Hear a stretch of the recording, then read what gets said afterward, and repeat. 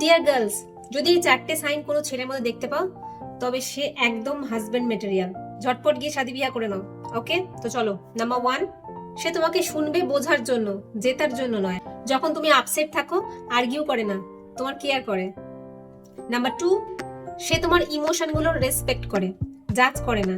সে যদি সেটা নাও বুঝতে পারে সেই মুহূর্তে, তবুও সে জাজ করে না, রেসপেক্ট করে তোমাকে।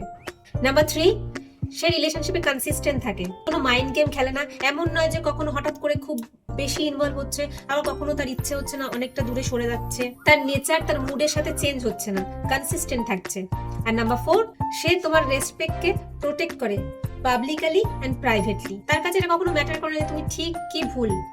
কেউ যদি বাইরে থেকে এসে তোমার নামে কোনো বাজে কথা বলে, সে ইমিডিয়েট তোমার জন্য স্ট্যান্ড নেয়, নাকি সে সেটা অ্যাকসেপ্ট করে। তো তুমি যাকে ভাবছো লাইফ পার্টনার বানাবে, সেও যদি ঠিক এমনটা হয়, তো ঝটপট যাও শাদী বিয়া করে নাও।